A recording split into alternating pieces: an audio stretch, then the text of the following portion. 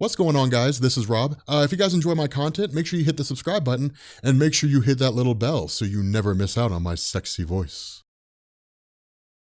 Okay, so we are getting into Red Hood and the Outlaws, or getting back into it rather, with Red Hood joining the Suicide Squad.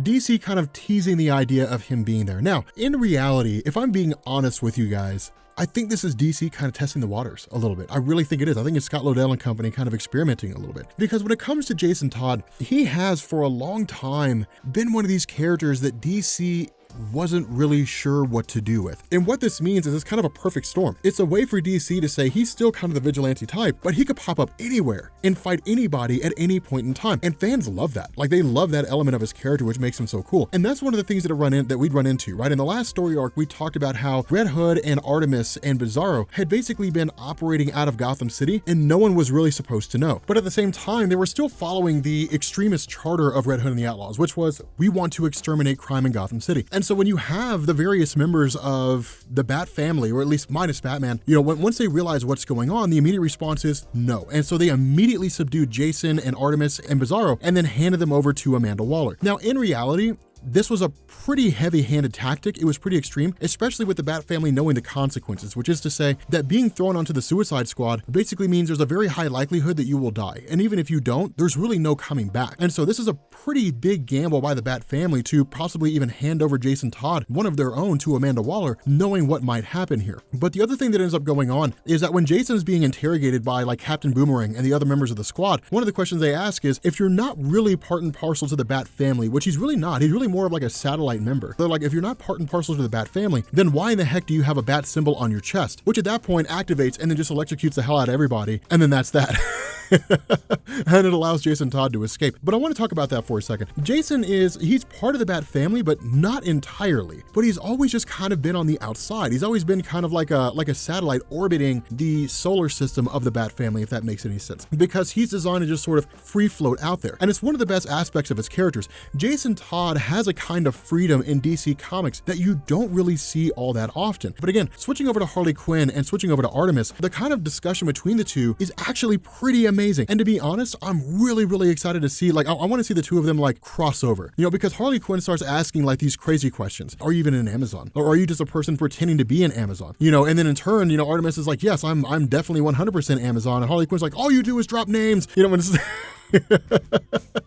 it's funny because, Harley Quinn really is just crazy, but she's an entertaining crazy. That's what makes her so cool. I mean, in reality, I think that Amanda Connor and Jimmy Palmiotti's Harley Quinn run is really interesting, but I think that Harley Quinn on the Suicide Squad is where she really stands out, because when it comes to Scott Liddell as a writer, he is nothing if not spectacular when it comes to writing characters that he truly understands. He's amazing at that, and so ultimately this really kind of results in Harley Quinn and Artemis basically coming to blows with one another and then like fighting, but we don't really see the fight between the two of them. At least we just see Jason Todd racing to them, and then when he gets there, Artemis has basically defeated Harley Quinn. But then once the two of them basically break free, they end up getting directly to where Amanda Waller's at, only to find out that Bizarro is having essentially a conversation with her. Now, this is the smartest move to make. When it comes to Red Hood, when it comes to Artemis, they fight. That's their thing. Bizarro is smart. And truly, Bizarro could destroy Amanda Waller, right? I mean, he could just incinerate her in her entirety, but you got it. I mean, one thing you have to believe if you're going into like the base, if you're going into the lion's den, is there has to be all manner of like safety protocols, precautions, cameras, all that different kinds of stuff. And so when it comes to something like the Suicide Squad, while it is Amanda Waller's own personal pet project, because of all the missions the team has gone on and because of all their successes, they've almost become kind of a requirement, kind of a necessity. And so if Bizarro were, for example, to destroy Amanda Waller, it means most likely the government would put somebody in her place and then using evidence would try, convict, and then sentence Bizarro and Red Hood and Artemis to serve their time on the Suicide Squad. So there'd really be no benefit there. Not only that, what this does is it creates a bridge of sorts, that when it comes to Amanda Waller, she's one of these characters where it's definitely better to be on the devil's right hand than in his path. It's one of the best roles to play. And so it really is Bizarro just being smart here. And so when he goes through and starts explaining everything, what we end up finding out is that there's basically a place called the Colony, and there's 4 of them spread across the planet Earth, but one of them is unstable. It's getting ready to basically collapse, and they have to essentially kind of restore the core, more or less. And that if it collapses, it'll cause a massive ricochet through the tectonic plates and basically destroy the Earth. Now, on the surface, the response would be, if this is a planetary threat, then why doesn't anybody know about it? But notice this, it fits in perfect with the Suicide Squad, because that team is nothing if not a wet work team. That's all they are. No one's really supposed to know that they're there. They're supposed to be in and out without drawing any attention or any eyes. A lot of it's because the missions they're going on are usually illegal. And so when that's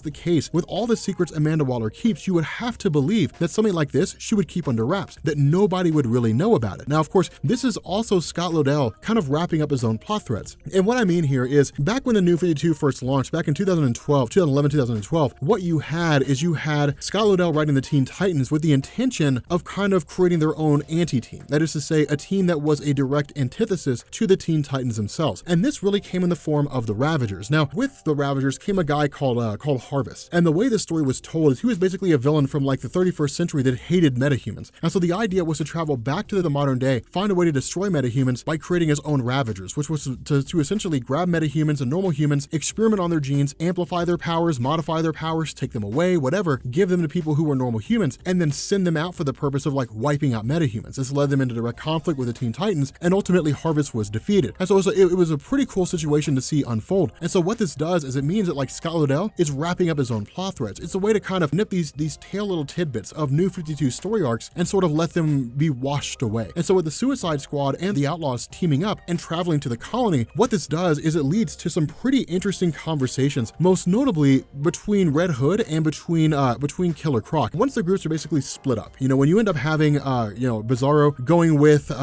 Captain Boomerang and with Deadshot, Killer Croc teaming up with Red Hood, and then of course Harley Quinn and Artemis going off, Killer Croc starts talking to Jason. And what he says is, where you're at right now in this moment, like this road that you're walking, being the guy who's going to quote unquote kill criminals, it's a very dangerous path that you're on. If you take one misstep, you make one bad choice, you're going to end up becoming a villain. You're going to end up right here on the Suicide Squad. This is a path that you're on that's only ever going to lead you to pretty bad places. Now, this is where things start to get a little bit murky. And the reason why is because at the end of Teen Titans Annual number 3 in 2014, or wherever it was that it came out, what you ended up having was the colony where Harvest was at essentially exploding with him trapped inside, while like Cassie Sandsmark and Tim Drake and all those guys looked on, like Raven and all them, while they looked on and watched the whole thing unfold. And so all indication was that the character died. And so as far as I'm aware, we don't know how we got from the end of that story to this part right here, where he's basically pinned up and crucified. Maybe there'll be like some middle ground fill-in story. I'm not 100% sure. But again, it seems to be Scott Liddell sort of revisiting and taking a look back at his own story. So it is kind of cool, because I think the concept of Harvest was an interesting idea. I don't think there was really enough time to flesh it out, because I don't think the Teen Titans were as well received as DC was hoping. I think a lot of people were sort of expecting a return to the team they saw from TV, as opposed to a whole new line of Teen Titans. That and stuff like Bart Allen, or is it Bartor or whatever it is, things like that kind of did not do well.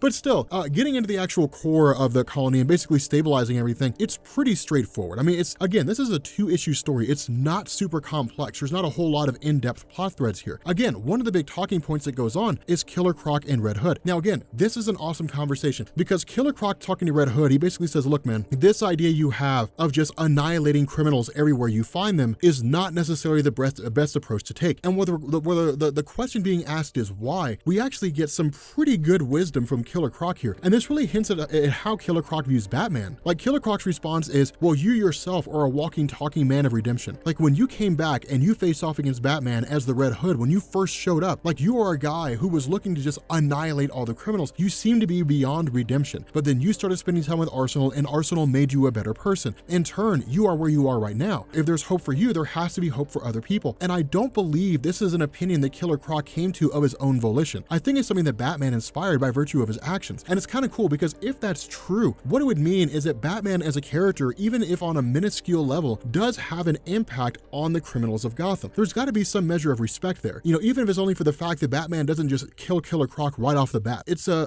bit of respect there that's kind of being sent to Jason, because what's happening here is very true. Jason is one false step away. He's one miscalculation. He's one wrongful death away from being shanghaied and press ganged onto the Suicide Squad, to being a tried and true criminal in the underworld. And that's why Killer Croc says, you can't stay this course forever. If you keep doing this, eventually it'll become who you are. It won't just be a belief that you have, it'll be who you are as a human being. But you have friends, you've got Coriander, you've got Bizarro, you've got people who are a part of you that can help bring you back. And so it's cool, because what this means is it potentially sets the stage for like Red Hood to leave the Outlaws. It potentially sets the stage for him to like disband the team. You'll end up seeing this sort of reformation with these various characters That's what this is setting the stage for, and that's why this is so cool. And so where you end up having like Deadshot and you end up having Captain Boomerang, who basically, you know, take out the core, more or less, kind of stabilize the colony, keep it from like disrupting or from exploding in its entirety. This basically sets things back to rights. And it kind of happens off panel. You don't really see a whole lot of it. It's just kind of a thing that takes place because it's not really a main part of the story, but it is a cool bit of a discussion here, because what this means is it sets the bigger stage here. It sets a much bigger set of events where the Outlaws are basically allowed to go. And Amanda Waller does her normal little bit of taunting here, saying, well, one day you're going to screw up and then I'm going to have you onto my team, you know, and so on and so forth. You know, I'll get you, pretty, and your little dog too. Well, you basically get that kind of thing going on. What happens when we transition back to the headquarters of Red Hood and Artemis? They have this kind of a discussion about Bizarro as Bizarro looks on. And what they say is this whole situation unfolded largely because of him, which is to say their actions alongside the Suicide Squad and so on and so forth. Them being on, you know, being brought to the Suicide Squad was a result of all their actions. But how the events unfolded was because of Bizarro. And what this means is that Bizarro in some fashion is kind of graduating out from under the guidance of